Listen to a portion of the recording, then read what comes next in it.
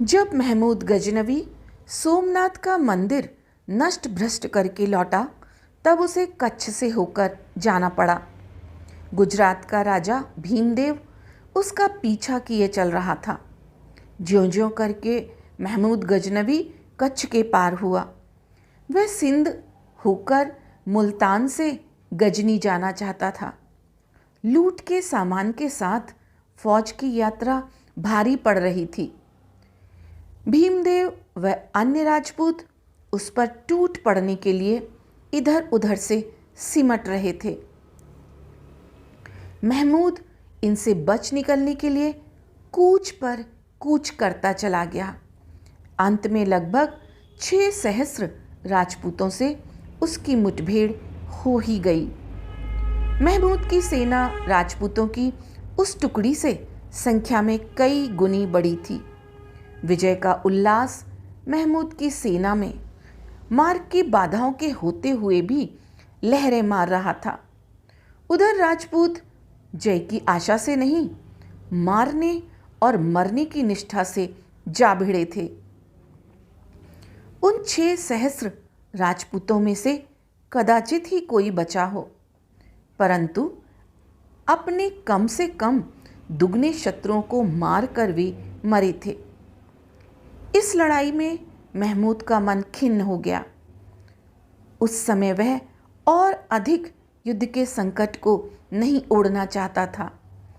महमूद ने गहन रेगिस्तान का मार्ग पकड़ा। सोचा उत्तर उत्तर चलते किसी दिन मुल्तान और फिर वहां से गजनी पहुंच जाने में कठिनाई नहीं पड़ेगी। आतुरता के साथ 2-3 दिन चलते चलते यकायक उसने देखा तो सामने सिवाय बालू एवं रेतीले टीलों के और कुछ नहीं। मार्ग का नामो निशान तक नहीं। ऊंटों पर लदा पीने का पानी कम होने लगा। दूर पास पानी की एक बूंद भी अप्राप्य। राजपूतों के संकट से पार हुए तो रेगिस्तान का यह प्राणघातिन विभीषिका चारों ओर। वहां रेतीले टीलों के पीछे छाग यानी बकरा की खालों में पानी पीठ पर कसे 2 ग्रामीण उसकी छावनी में आए। अधनंगे, बिल्कुल फटे हाल। उनके पास पानी देखकर महमूद के सिपाहियों को ढांढस मिला। उनसे पूछा, कौन हो, कहाँ के हो? उत्तर मिला, हिंदू हैं, एक गांव के रहने वाले। पानी कहाँ से लाए? आगे, जरा दूर से। कहाँ है पानी, कितनी दूर? सुल्तान को बतलावेंगे। चलो उनके पास, इनाम मिलेगा। सिपाही उन दोनों को महमूद के पास ले गए। महमूद ने इनाम का वचन दिया। वे दोनों महमूद की सेना के मार्ग प्रदर्शक बने। सेना उनके पीछे पीछे चलने लगी। कई दिन हो गए, ना तो किसी के पद चिन्ह वहां और ना पानी का कोई पता। प्रचंड आंधी बालू के ढेर से उठाती, उड़ाती और फिर कहीं जमा देती। महमूद ने खिसियाकर दोनों मार्ग प्रदर्शकों को अपने पास बुलवाया। कहाँ है पानी और कितनी दूर? थोड़ी दूर। ये कैसी थोड़ी दूर? रोज यही कह देते हो। बस बिल्कुल थोड़ी सी दूर। संध्या हो गई। महमूद ने टीलों में अपनी सेना का पड़ाव डाल दिया। ऊंटों पर पानी थोड़ा सा ही रह गया। एकाध दिन यह थोड़ी दूर और चली कि सेना के पशु और मानव दोनों का ढेर इन टीलों में हो जाएगा। महमूद के एक नायक ने समाधान किया, इन गंवारों को फासले की जानकारी बिल्कुल नहीं। एक गांव से दूसरे गांव के बीच की दूरी को कह देते हैं, वह रहा गांव थोड़ी दूर। होता है वह गांव कई कोस के फासले पर। उन दोनों की मस्कों में कितना पानी रह गया है? महमूद ने पूछा। 1 दिन के पीने लायक, बस। तब तो कल के बाद पानी के पास पहुंच ही जाएंगे। ये लोग यूं ही अपनी जान नहीं देंगे। इनाम पाने की भी उम्मीद है इन्हें।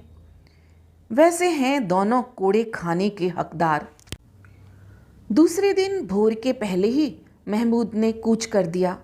दिन भर चले, सांझ हो गई, पानी का फिर भी कहीं कोई लक्षण नहीं। फिर वही थोड़ी दूर।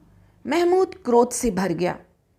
उसके ऊँटों पर पानी बहुत थोड़ा सा ही रह गया था। ज्यों-ज्यों करके रात काटी।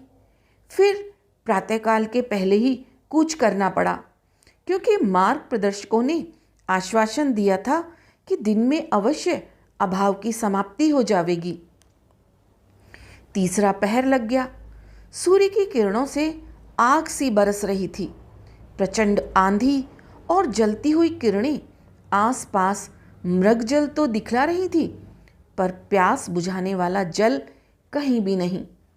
रेत के टीले इतने अधिक दिखाई पड़ने लगे थे कि ठिकाना नहीं। सेना को चलना दुस्सह हो गया। महमूद ने निश्चय किया। दोनों पथ प्रदर्शकों को बुलवाया। अब कितनी दूर है पानी? बस थोड़ी सी ही दूर। महमूद की आंखों से लौ सी छूट पड़ी। तुम्हारे पास कितना पानी है? चुक गया। कितनी देर में पानी के पास पहुंचोगे? आ गए समझो। कहाँ? इन्हीं टीलों में। इन टीलों में? उन दोनों ने क्षण मलिन चेहरों पर मुस्कान की छोटी सी लहर आई। हाँ, इन्हीं टीलों में। महमूद का क्रोध और भी भभका। यहाँ तो कुछ भी नहीं है। ये टीले तो पानी के कब्रिस्तान जान पड़ते हैं। सच बतलाओ, नहीं तो अभी सिर कटवा कर फिकवा दूंगा। उन दोनों के चेहरों पर मुस्कान की जगह आभा ठहर गई। घुसी हुई आंखों में तेज आ बैठा। सच यह है कि पानी के इस कब्रिस्तान में हमें तुम सबका कब्रिस्तान बनाना है। क्या? बिल्कुल यही है। तुम हमारे देश का नाश करने आए हो, हम तुम्हें मिटाकर रहेंगे। अभी मार दो इन दोनों को। महमूद तड़पा। मार दो।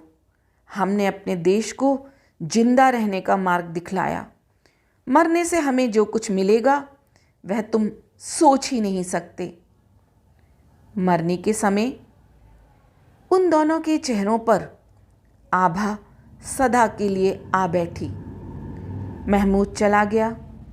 अनेक कठिनाइयों के उपरांत उसे मुल्तान का मार्ग मिल गया था, और उन दोनों ने जो मार्ग दिखलाया उससे इतिहास धन्य हो गया। उससे इतिहास धन्य हो गया।